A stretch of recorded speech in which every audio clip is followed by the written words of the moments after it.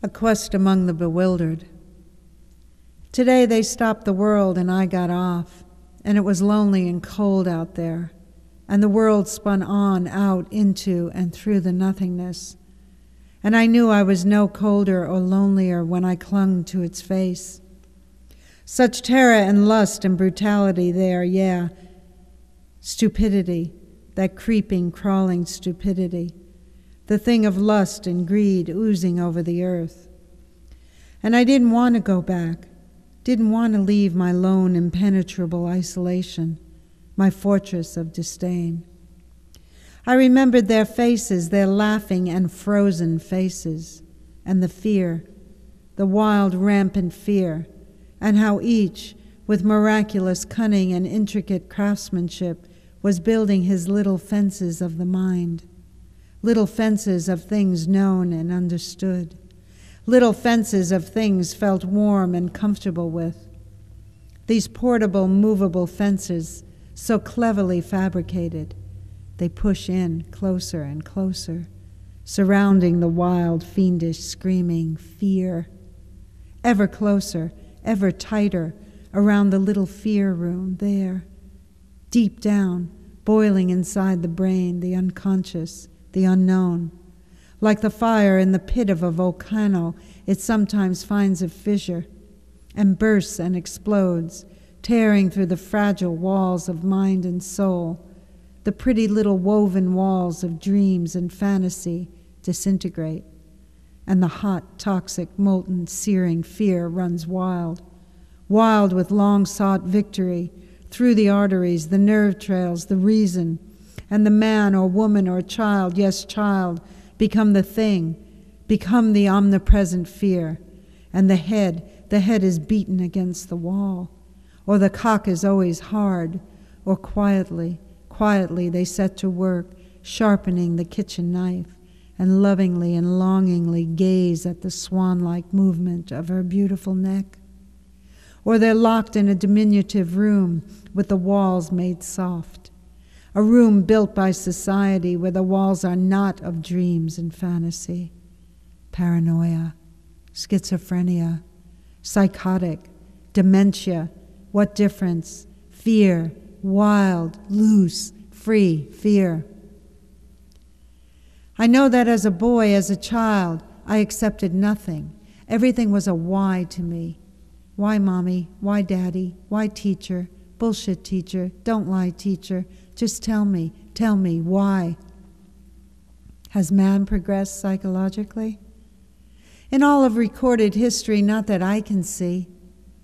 I remember, just a few short years ago, another little impotent psychopath destroyed a large chunk of earth and souls. He stood and said to a group of psychopaths as stupid but not so cunning as himself, "You are Supermen." And they believed him and built iron-doored ovens for baking gypsy and Jew, and cruel treaded tanks for smashing Poles, and supersonic rockets for disintegrating the English. No, don't prattle to me of man's social progress. The same thing can and might happen in America, North or South, France, anywhere. People are people, and they all, no matter what the color or form of their skin and eyes and hair, are filled with the same feelings of inadequacy, incompetency, longing for security, hate of mother and father and other men and women, full of beaten, distorted, defiled, twisted instincts. I'm saying that in our contemporary world, people still judge others by the color of their eye or skin. And this is a living hell we are in, where a person's thoughts and actions are relatively inconsequential compared with the color of eye or skin. Think.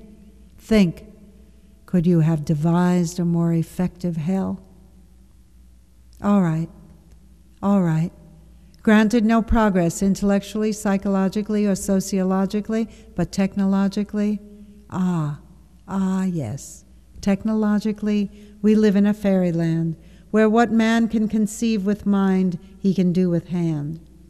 The depth of oceans, the deepest depths of earth, and the limitless expanse of space will be his. And for what? new battlefields, new arenas for conquest with his new death toys.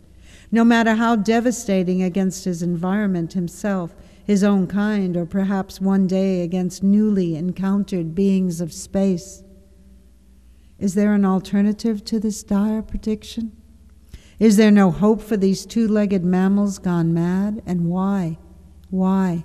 Because there is no why. Not a real introspective why. No beautiful why. No, not one in 1,000 thoughts. 1,000 thoughts of material gain and physical conquest and intellectual pride. And not one why. Not one why of motive and desire. Not one thought on true mental or physical cause and effect. Not one irreverently free of the fads and trends of the day. No such why, no such whys. If the technical scientist in his sterile white coat, in his sterile white laboratory, looking through the might of his microscope, would turn that looking glass inside himself, apply that incredibly channeled intellect to self-whys, as you must, and I must. Perhaps he would see and feel his need and look out the windows. Do they still have windows in laboratories?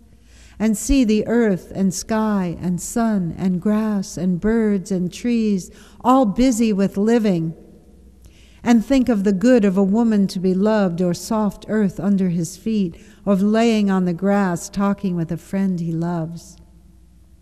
If a little psychopath stood and said to him or you, come with me, we will conquer the world and kill men and rape women. Together we will do this because you are clever and I am cunning, and together we can take and have our way and be masters, and they are slaves, and rape is better than love. What would you say?